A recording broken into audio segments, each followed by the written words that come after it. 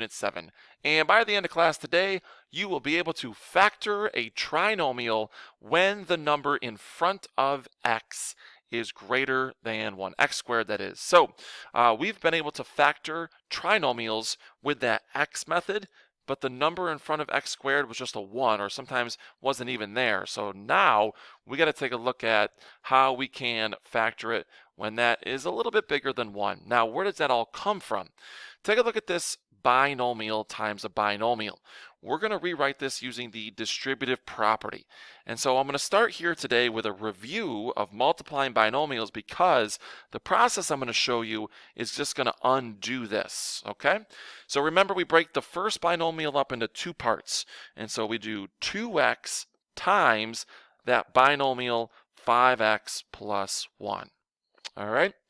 And then I take the second part of the first binomial, so the -3, and I multiply it by 5x plus 1. And I'm going to take some time to talk to you about what we've just done. We have broken up the first binomial and multiplied it by the second binomial twice. So you see this 5x plus 1 and 5x plus 1. Now think about it. I just went from the problem to this step. I could always reverse this and put it back together, right? Make it look like how it was. That's going to be important in just a second. Next up, I'm going to distribute. I'm going to pass that 2x out.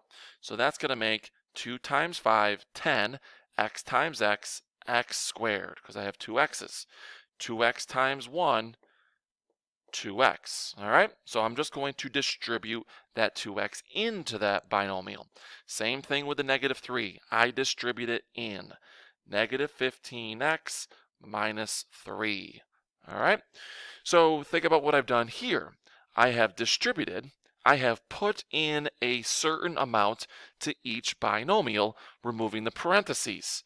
Now, could I think about what I put in now that it's written like that? Yeah. I could think of this right here being 2x larger in both terms, and I can think of this right here as being -3 times what it used to be. All right, so kind of think about how I made those bigger. Next up, I'm going to combine like terms. So I'm going to add the middle terms here. And so I'm going to go from 4 pieces to 3 pieces and make it a trinomial. 10x squared is the first term because that has an x to the second power. Unlike anything else, can't add or subtract it. +2 and -15, careful here, -13x and then -3. So there I have it. I have multiplied two binomials, which is not the lesson today. Today's lesson is to take the trinomial, which has a number bigger than 1 here, and rewrite it as two binomials. And we're just going to go back through this process where we're going to go from a trinomial into 4 pieces. And then we're going to go from 4 pieces into 2 binomials.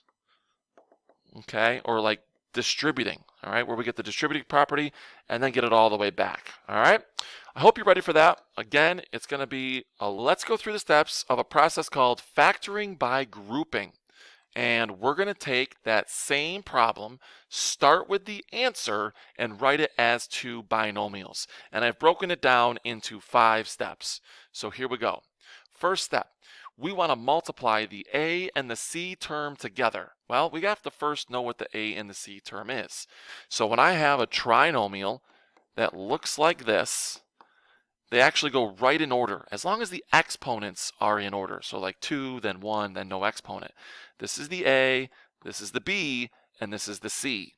So we want to multiply the a times the c. So that's going to be 10 times -3. And we all know that 10 times -3 is -30. All right, so we got to start there. From there, we need to make a factor list of 30. So, quick factor list of 30 is 1 times 30, 2 times 15, 3 times 10, 4 times, not going to work, 5 times 6. I'd repeat at 6 times 5, so I'm done. All right. Now, I need to add these to the b term. So they've got to add to this number right here, which is negative 13? Well, 1 and 30 will not add or subtract to 13, nor will 5 and 6. I can get 11, but I can't get 13. Now, there are two possibilities with the 2 and the 15, the 3 and the 10. We could both make those 13, but again, it's got to multiply to a negative 30. So that means the signs have to be different. And because they're different, the sum is negative 13. All right?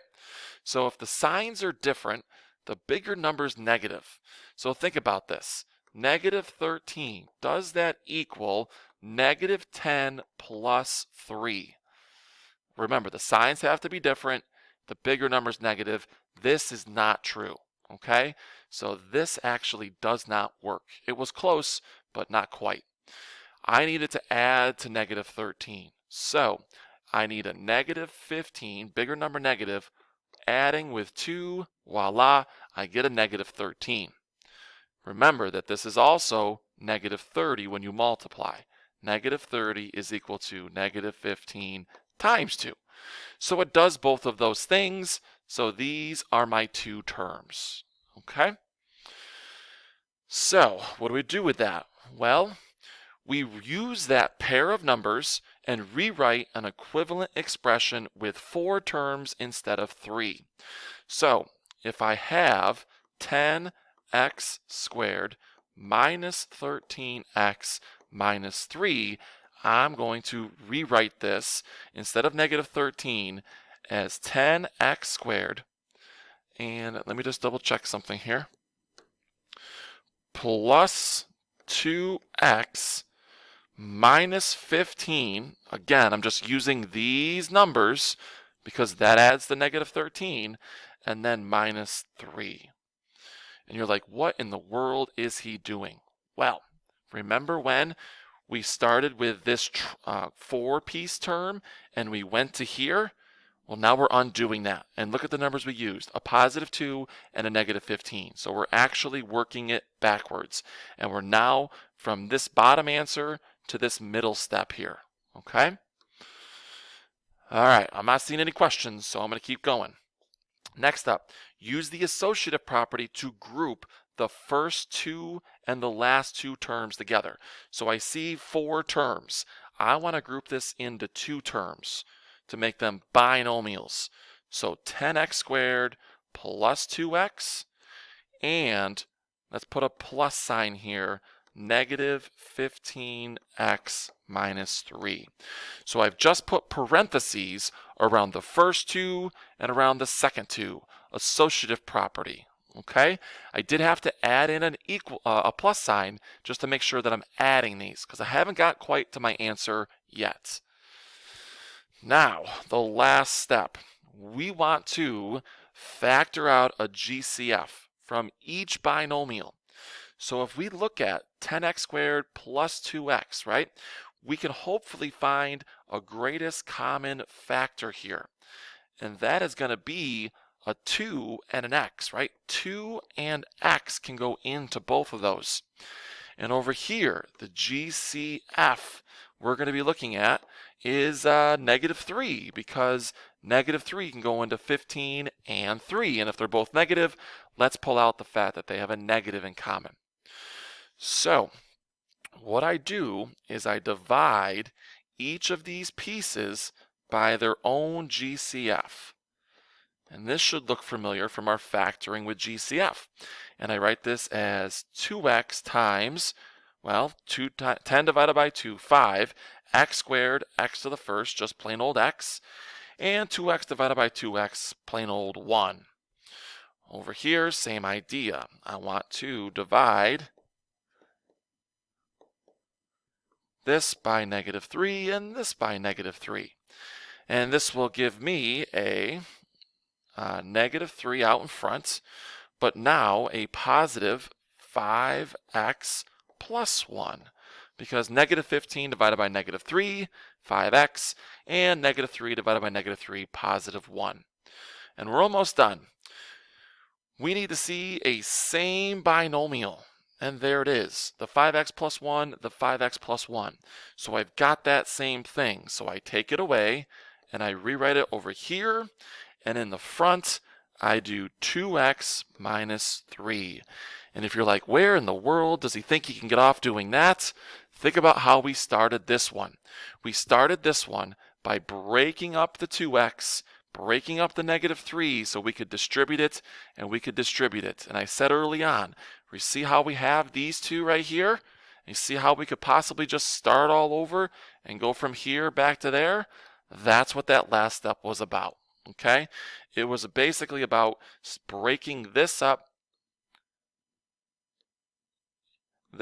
and this up. Okay? So we could multiply it by that 5x minus 1.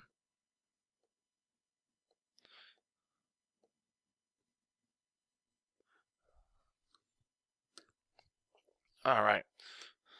What happened? So we're on exercise number 3, which is on the back, okay? So on the back of those notes, we're going to go over how to do this process again, all right? One of the things you may want to do is label each of these letters. And if they're in descending order by exponent, then this is A, this is B, and this is C. They're in alphabetical order. Now, what you want to do is multiply the A times the C term. So that becomes 3 times negative 4. Now, from there, you multiply and get negative 12. Okay? Negative 12 becomes the number that you have to write a list of factors for. So 1 times 12, 2 times 6, 3 times 4, and that's where you stop. Okay? If you have trouble coming up with those factors, the term that would, or the pair of numbers that would help you get to the B term. Okay? So that's 11. How are we going to get to 11? Not with 2 and 6, not with 3 and 4, but yes, this can somehow also add up to 11. So we're going to come over here and rewrite 3x squared. But instead of writing 11x, I want to write this as 4 pieces. And so that's a positive 11x. So that means that this is negative and this is positive because they have to have a sum that is positive. So I'm going to write negative 1x plus 12x minus 4. All right, I hope that we see that I've just broken this 11 up into 4 pieces. So I'm like undoing the combining of like terms that I had done to get to that trinomial. Associative property time. I'm going to do this right now where I just group the first two and I group the last two. If we can save a step to rewrite it, why not? Now I need to look at the GCF. What does this have in common and what does that have in common on its own? 3x squared minus 1x, they have an x in common. Let's try to take that out. 12 and 4, there is a 4 in common. Let's try to take that out. So I take out an x over here and I rewrite this as 3x, just 1, because I took 1 away from the 2 that they had. And then I take 1x from that and I'm left with just the 1. Over here I divide 12 by 4 and I'm going to get, well, first of all I got to put my 4 out front, excuse me, but I divide 12 by 4, I get 3x, I divide 4 by 4 and I get negative 1. So there you have it. From here I should see a same binomial, a same binomial. I want to undo that distribution that I did so that I write x plus 4 in front. I put these two pieces back together and 3x minus 1. And there you have it.